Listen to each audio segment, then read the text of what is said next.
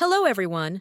Today, I'm going to show you a simple yet useful chatbot template on FlowHunt, the Summarize Input Text template.